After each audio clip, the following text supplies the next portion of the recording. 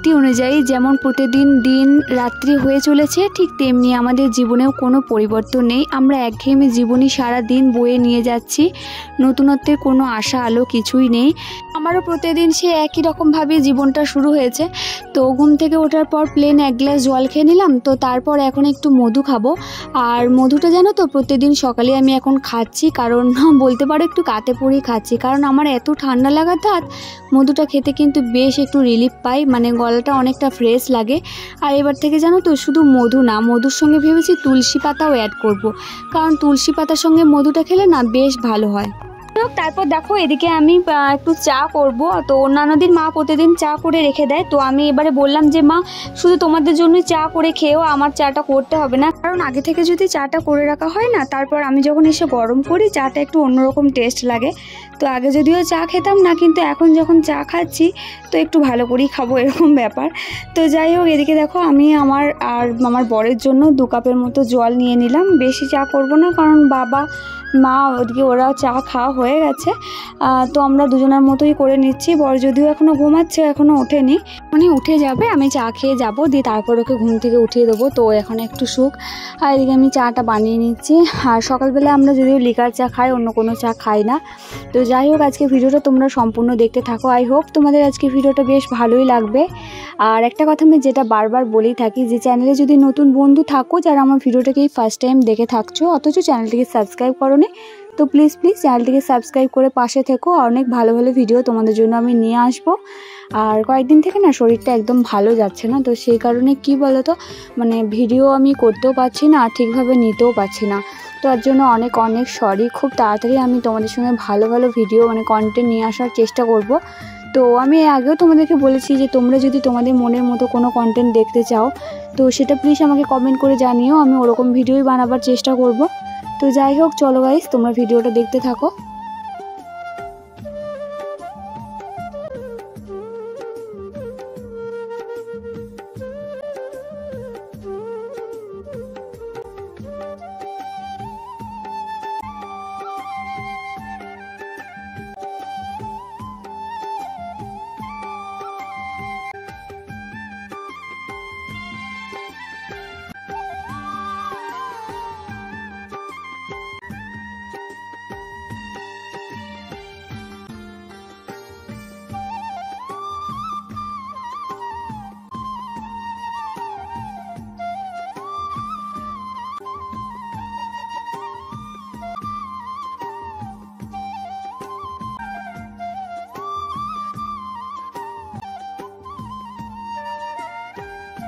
চা তো আগে খেতাম না, সেটা একটা আলাদা ব্যাপার। আর এখন আবার শুধু চাটাও যেন মুখে রোচে না, মানে চায়ের সঙ্গে বিস্কুটটা না হলেও চলে না। ওই যে বলে না চায়ের সঙ্গে টাওয়া, সেরকম হয়েছে ব্যাপার। মানে চায়ের সঙ্গে বিস্কুটের যে একটা সম্পর্ক, সেটা চা না খেলে বুঝতেই পারতাম না হয়তো। তো যাই হোক, এদিকে আমার জন্য বর সেই কি ছোটো ছোটো করে বিস্কুটগুলো হয় না, এই যে দেখো এরকম ধরনের বিস্কুটগুলো নিয়ে এসেছে। এগুলো আমার খেতে খুবই ভালো লাগে। আর অন্য কোনো বিস্কুট না আমার অতটা খুব একটা পছন্দ হয় না, আমি নোনতা টাইপের বিস্কুট হলে সকালবেলায় ওটাই বেশ ভালো লাগে। তো যাই হোক, এদিকে দেখো চা খাওয়া হয়ে যাওয়ার পর একদম চলে এসেছি হচ্ছে এখানে মুড়ি খাবার জন্য একটু বেগুনি করব। তো সে কারণে বেগুনি করব বলে একদম চলে এসেছি রান্নাঘরে। আর এত গরম করছে না সকাল থেকে, কি বলবো, এখন সকাল থেকে এত গরম উঠে যায় যে বেলা থেকে মানে আর কিছু করার ইচ্ছা অবধি থাকে না। এতে মোটামুটি বেশ ভালোই লাগে, কিন্তু বর আবার বেগুন দিয়ে বেগুনিটা না ও খুব একটা পছন্দই করে না। মানে কুমড়ো বা অন্য কিছু হলে বেশ ভালোবাসে, কিন্তু বেগুন দিয়ে অতটা পছন্দ করে না। কিন্তু আমি বেগুন দিয়ে আজকে করছি। বেগুনগুলো আমাদের জানো তো গাছের, তো গাছের বেগুন খেতেও খুব ভালো লাগে। আর তো তাই হোক, মুড়ি খাওয়ার তো কিছু না একটা কিছু খেতেই হবে প্রত্যেক দিন, আর কি করবো বলো তো। তো আজকে বেগুনিই করা হচ্ছে, ও খাবে না খাবে, কি আর করা যাবে বলো তো। প্রতিদিন হচ্ছে খাবার চিন্তা। সত্যি মানে আমি তো একটা জিনিস ভেবে পাই না, সকাল থেকে উঠে দেখো আমরা করিটা কি বলো, সারাদিন শুধু খাওয়ার জন্যই ছুটে মরি, আদারওয়াইজ তো কোনো কিছুই হয় না।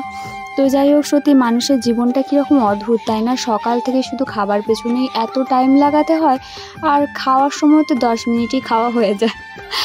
এক সময় ভাবি যেন মানে হাসি পায় নিজে, আর নিজেকেই মনে হয় কি বোকা আমি, জীবনটা তো ওইভাবেই চলছে, আমি কি নতুন করে কিছু চেঞ্জ করতে পারবো?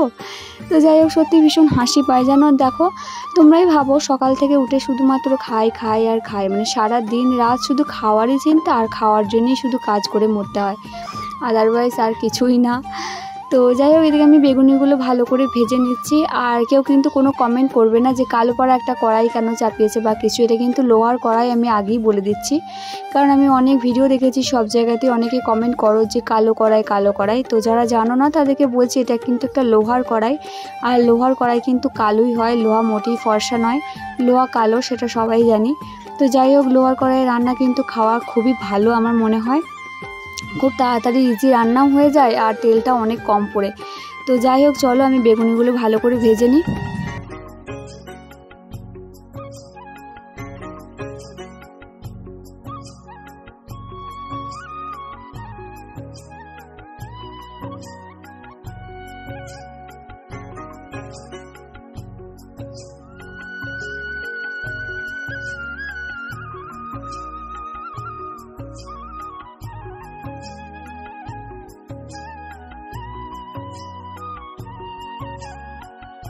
তো কমপ্লিট। তারপরে এখন বসে গেছি সবজি কাটতে।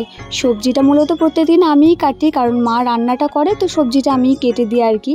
তো এদিকে আজকে কুমড়োর তরকারি হবে মা বলছিল, তো আমি ভাবলাম যে শুধু কুমড়োর তরকারি যেন কেমন একটা খেতে লাগে, তার সঙ্গে কিন্তু পুঁই দিলে ব্যাপারটা জমে যায়।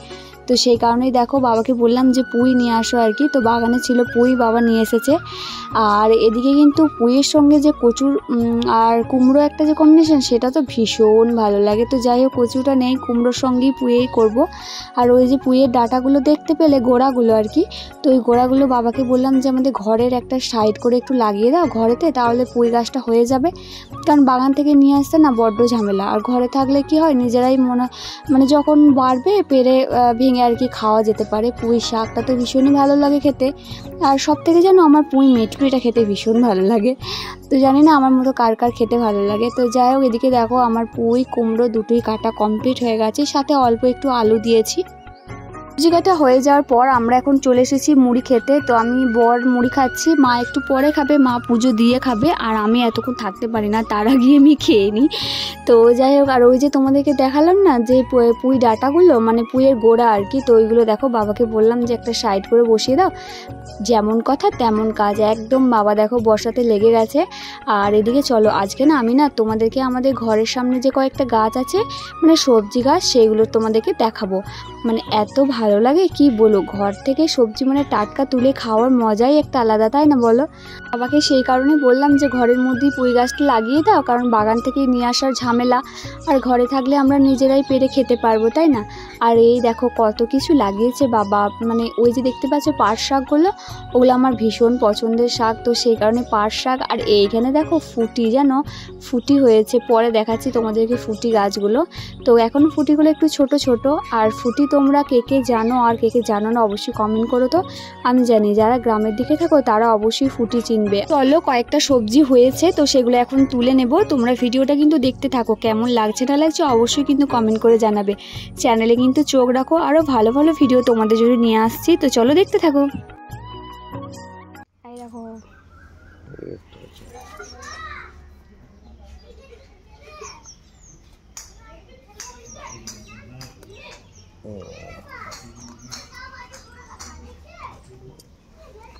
ওখানে আছে এই বেগুনগুলো দেখাইছো?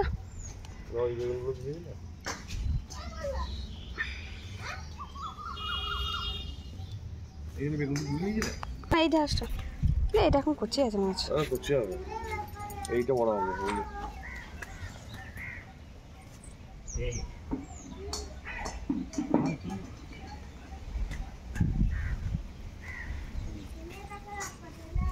এই যে এখন যে ভিডিও ক্লিপটা তোমাদের সঙ্গে শেয়ার করছি না, এটা কিন্তু আমাদের দুপুরে খাবার হয়ে যাওয়ার পরের ভিডিও।